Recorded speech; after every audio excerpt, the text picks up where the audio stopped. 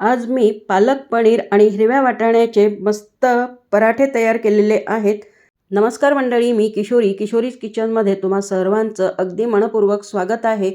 हिरवे वाटाणे आणि पनीरचं सारण तयार करून छान असे मी पराठे तयार केले आहेत. तर त्यासाठी एका भांड्यामध्ये मी पाणी गरम करायला ठेवलेलं होतं. मीठसुद्धा घातलं होतं. एक मोठी वाटी वाटाणे मी उकळून घेत आहे. इथे मी पराठ्यांसाठी लागणारी कणिक भिजवून घेत आहे. तर कणिक घेतलेली होती 2 वाट्या आणि 1 वाटी पालक प्युरी घातली आहे. पीठ छान असं भिजवून घ्यायचं आहे. गरज वाटली तर थोडं पाणीसुद्धा वापरायचं आणि ह्या पिठाचा छान असा गोळा तयार करून घेतलेला आहे. पिठाचा गोळा 10 ते 15 मिनटं मुरू द्यायचा आहे. तोपर्यंत इकडे माझे हे हिरवे वाटाणेसुद्धा उकडलेले होते. 5 मिनिटभर मी हे हिरवे वाटाणे उकडून घेतले, पाणी काढून घेतलं. आता एका बाउलमध्ये मी हे वाटाणे काढून घेतले आहेत, कारण वाटाणे उकडून घेतले की थोडे सॉफ्ट होतात. आता यामध्येच मी पनीर घालून घेत आहे. तर हा पनीर जो आहे ना, तो मी घरी तयार केलेला आहे. बाहेरून आणलेला पनीरसुद्धा इथे वापरू शकता. वाटाणे आणि पनीर छान मॅश करून घ्यायचं आहे. एका पॅनमध्ये मी तेल तापवून घेतलं होतं. त्यामध्ये जिरं घातलं, चवीनुसार तिखट, हळद, मीठ, धणे-जिरे पावडर घातली आहे आणि मसाला शिजवून घ्यायचा आहे. पराठ्यामध्ये मी जो सारण भरणार आहे वाटाणे आणि पनीरचं, तर ते सारण मी तयार करून घेत आहे. आता यामध्ये हे उकडून घेतलेले वाटाणे आणि पनीरसुद्धा घातलं आहे. पुन्हा छान मिक्स करून घ्यायचं आहे आणि मॅश करून घ्यायचं आहे. तर छान असं हे मिश्रण तयार होते. पराठे करताना पराठेसुद्धा फुटत नाही, कारण पराठ्यांमध्ये आपण हे संपूर्ण सारण भरणार आहोत आणि अशा पद्धतीने तयार केलेले पराठे खूप पौष्टिक आणि चविष्टसुद्धा होतात. 4 ते 5 मिनिटं हे सारण जे आहे ते शिजवून घेतलं आहे. वरून हिरवीगार कोथिंबीर घातली आहे. पुन्हा मिक्स करून घ्यायचं आहे.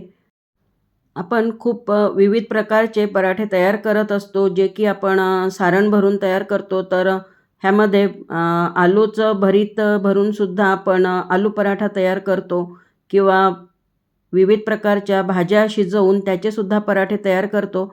पण तुम्ही अशा प्रकारचे वाटाणे आणि पनीरचे पराठे करून नसतील बघितले, तर नक्की करून बघा. खूप चविष्ट असे हे पराठे झालेले होते. कणकेच्या ह्या गोळ्यामधनं एक गोळा काढून घेतलेला आहे आणि व्हिडिओमध्ये दाखविल्याप्रमाणे अशा पद्धतीने ह्याची वाटी तयार करून घ्यायची आहे, कारण यामध्ये आता आपल्याला हे तयार केलेलं सारण भरायचं आहे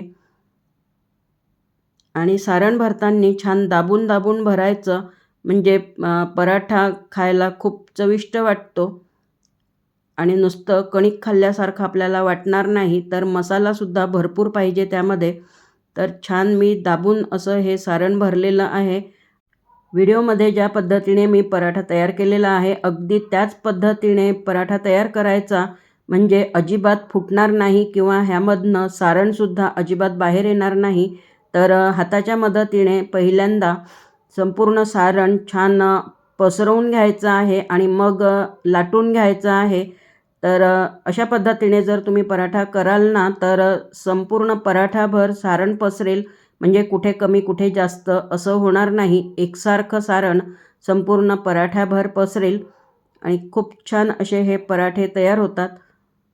गॅसवर मी तवा गरम करायला ठेवलेला होता. त्यावर थोडं तेल टाकून घेतलेलं आहे आणि आता नंतर अलगदपणे हा पराठा ठेवायचा आहे आणि दोन्ही बाजूंनी छान तेल लावून खरपूस भाजून घेत आहे. तुम्ही तेलाऐवजी बटर किंवा तुपाचासुद्धा वापर करू शकता. तर दोन्ही बाजूंनी मी तेल लावून घेतलं आहे आणि छान पराठा भाजून घेत आहे. अगदी मंद आचेवर पराठा भाजून घ्यायचा आहे. दोन्ही बाजूंनी छान असा शेकून घ्यायचा आहे. तुम्ही बघू शकता मस्त असे पराठे तयार झालेले आहेत. सर्व पराठे मी अशाच पद्धतीने तयार करून घेतले आणि छान फुगलेले सुद्धा आहेत आणि संपूर्ण पराठाभर सारणसुद्धा छान लागलेलं आहे. असे हे आगळ्या वेगळ्या पद्धतीचे पालक मटार पनीरचे पराठे तुम्हाला कसे वाटलेले आहे मला कमेंटमध्ये नक्की सांगा आणि ही रेसिपी जर तुम्हाला आवडली असेल ना तर रेसिपीला लाईक करायला विसरू नका आणि शेअरसुद्धा करा आपल्या मित्रमंडळींमध्ये, फ्रेंड्समध्ये. चला तर मग पुन्हा भेटूयात अशा छानशा हेल्दी पौष्टिक रेसिपीसोबत. तोपर्यंत मस्त खा, स्वस्थ रहा. धन्यवाद.